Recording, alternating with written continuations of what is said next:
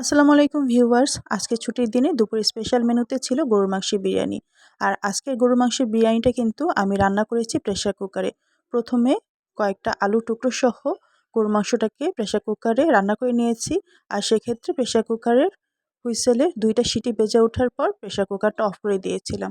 তারপর ঢাকনা খুলে আগে থেকে ধুয়ে রাখা পোলাওর চাল দিয়ে নেড়েচেড়ে পরিমাণ মতো পানি দিয়েছি। নরমালি চুলায় পোলাও রান্নার ক্ষেত্রে আমরা যে পরিমাণ পানি দিই সেই পরিমাণেই কিন্তু পানি দিতে হবে।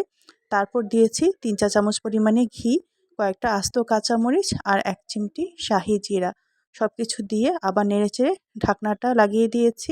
তারপর অপেক্ষা করেছি আবার প্রেসার কুকারের হুইসেলে আরও ২টা সিটি বেজে ওঠার পর। ২টা সিটি বাজার পর বিরিয়ানিটাকে ১০ মিনিটের জন্য দমে রেখেছিলাম। আর এই তো ১০ মিনিট পর ঢাকনা খুলেছি।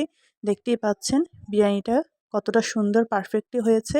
আর মাংসগুলো কিন্তু একদম নরম হয়ে গিয়েছিল।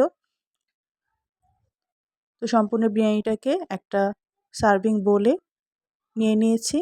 আর এই তো দেখুন মাংসগুলো প্রেসার কুকারে রান্না করায় একদম নরম হয়ে গিয়েছে। আর বিরিয়ানিটা কিন্তু মাশাআল্লাহ একদম ঝরঝরে খুব সুন্দর হয়েছিল। আর বিরিয়ানির সঙ্গে খাওয়ার জন্য বেগুন ভাজিও করে নিয়েছিলাম। তো এই ছিল আমাদের আজকে দুপুরের মেনু। চাইলে আপনারাও কিন্তু এভাবে প্রেসার কুকারে বিরিয়ানি রান্না ট্রাই করতে পারেন।